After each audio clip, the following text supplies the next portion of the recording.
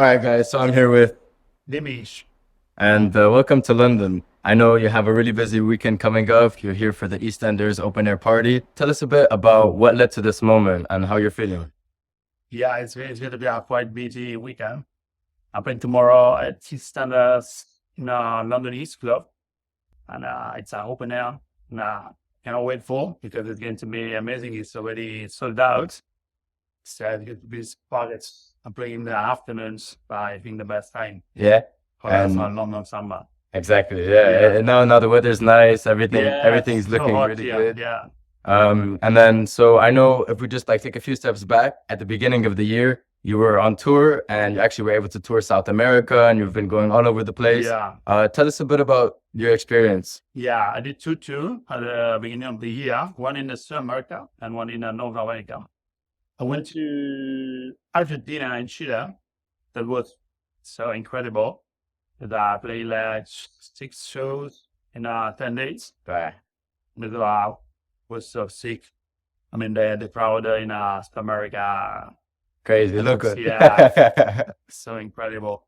And even the party and after parties, the after party was the best part of the party. And then I played in North America too, in USA, Miami and Houston. And I came back there in a couple of months. And where was it in Miami? I was there. I played the trip. Your trip. Yeah. Okay. Yeah. That's cool.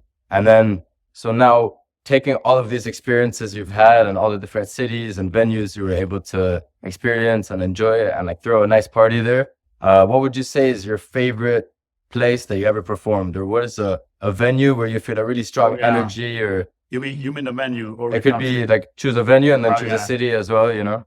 Yeah, I think probably the best one was in La Fabrica in Cordoba. Yeah. Because I played in front of like 7,000 persons. And it was quite sick because there's a lot, but anyway, it's very huge. The people are very similar to Italian guys. Yeah. We are like at home. Yeah.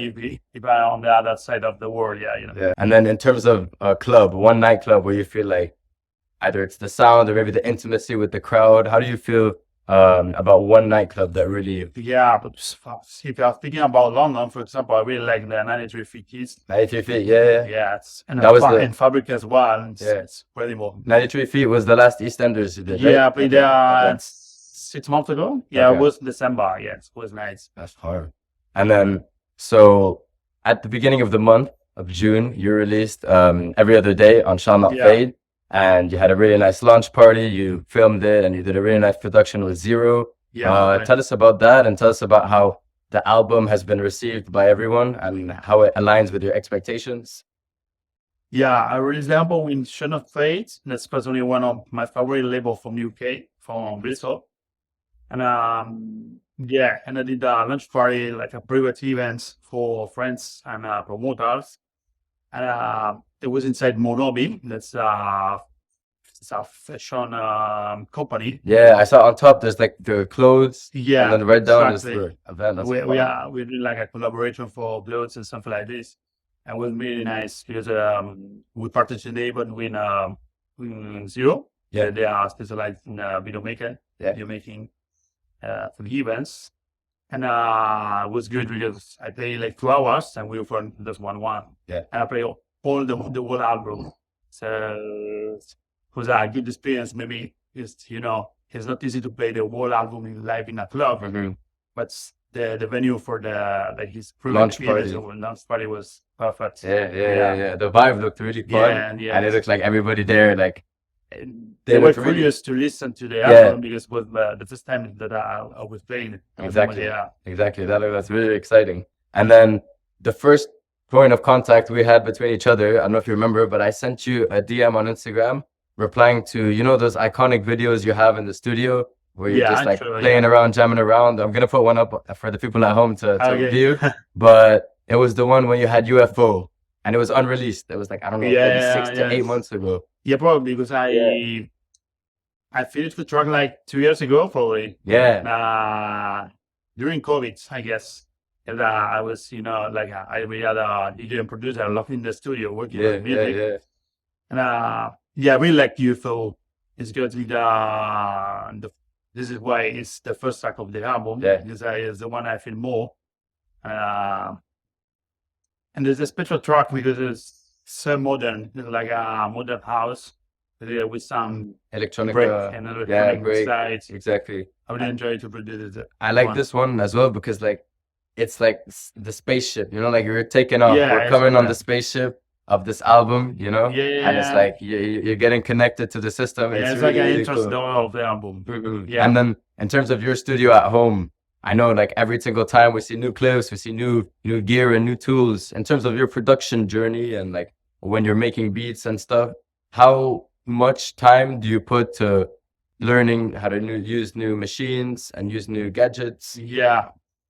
I'm really fan of analog sounds and hardware. Yeah. This is why I have a huge collection at the moment of synthesizer and drum machines and boombox. Some of them are not inside the studio at the moment, so when you check in someone, you can see just a little part, small part that I'm using at the moment.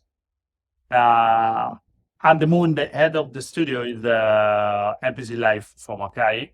Yeah. Yeah, the good box, the small one. It's like a word that you can set your own roots inside. So it's very nice. Yeah. So you it's like created an Ableton inside an hardware. Okay. You can move it everywhere. It's very, very, very good. Very good piece of hardware. And in general, for you in terms of production, when did you start getting into like making beats like this? Yeah, I have studied sound engineer in electronic music. Like 3 years course. At the time, I learned about synthesis. I found synthesis and oscillators, all the stuff about hardware. And I put in love for Moog. This is what my first synths were Moog Sub 37. Yeah, and that I still just using it for bass lines. I love it. It's pretty. That's fun. And then in terms of like mixing, like for I study electronic music and so all together. Yeah, I do all the mixes by myself and sometimes also the mastering. That's nice. And then in terms of like live performance mixing on like CDJ and all this stuff. Okay, like, when did you start to like at the same time of incorporate producing music? Okay. This is why when I play when I'm DJ or when I produce, I am the same experience each of this. Okay. It was the same time, basically. Nice. Yeah, you know. And then in terms of the album, still obviously the closing track is Solar, which is one of my favorite tracks of all time. It's amazing. And then I want to talk to you about the very big contrast and the perfect, equally opposite sort of yin and yang feeling we get between Lunar and Solar, you know? Yeah, for me. Yeah, Lunar was maybe one of it's at the moment it's my favorite track. Yeah, of your own? Yeah. It was released on Sorry Goose with a huge support of Michael. Yeah. And Bowser 2, that was a good spot for my music because Sorry Goose is really huge label. And Solar is like the yang. It's the other side. It's maybe the happy side. Because Lunar is I don't know how to say. Deeper. It's deeper. And Solar is more like summer tune. But they share similar vibes for the kind of sounds I choose. The main leads sound very similar. But it's like very hypnotic, you know? Yeah, exactly. Like when you make these kinds of tracks and you're in the studio, you start like jumping, like you get excited, you know, because you feel like these sounds, like they sound very correct, you know? Yeah, and it was pretty because I remember the moments I wrote the melody because I was at home during the lockdown. Okay. With the MacBook. Okay. So I wrote the melody with the mouse, and when I finished, I said, "Wow, this is nice." It was pretty. Then I finished to produce the track in the studio. And so your favorite track of your own is Lunar. Yeah. Okay. It is. Yeah. Okay, that's very cool. And then we want to know a little bit more about you. So where are you from? Yeah, I'm Italian. At the moment, I'm living in Italy, close to Bologna. Okay. Not far from Bologna, basically 1 hour. And is that like where you grew up? Yeah. And also I studied I did the university in Bologna. Yeah. Okay. So that's what you did. Very well there. So I really like it. And then in general, in terms of like your musical taste and how you evolved, for some like inspirations that come to you, could be genres, could be artists, could be someone close to Yeah. you that like influence your musical passion. Probably the DJ that's make me decide to join the DJ club Yeah. and start to be a DJ was Steve Fogg C'est fort. from Kutul. Okay. Sorry, from Pocket Flats. Okay. Yeah, not Okay. Kutul, Okay. sorry. Okay. For Pocket Flats. And I really love his style because it's into the lunar moods. It's Mhm. like melodic Mhm. and minimal Yeah. at the same time. And that's why that's probably the moment I decided to start this career. Yeah. Yeah. And then in terms of like what you've been doing so far, is there a place right now where you were dreaming to go play at? Could be a venue or a city, somewhere where you really, really want to go mix? Yeah, I really would like to play at Kappa Future Festival. Kappa Future, yeah. In Italy. Yeah. Yeah. Yeah. Yeah. Because I really like that festival. Of course. And it's Yeah. iconic to the whole country. Yeah, it's very iconic. Yeah. Very cool. If there's one city around the world that you'd love to go to, what would it be? Probably Berlin. Berlin. Yeah. I've never played there. So it's a bit curious. Mhm. It is more techno oriented, probably. It's Mm-hmm. not it's so minimal. But yeah, I hope to play there soon. And then like Because I really like the city and I went to also before because it's Before. in Bahrain. headquarters, yeah. I really love the mood of the city. And like when you would go there, how would you like usually how do you set up to play a performance when you go to a club or to a festival?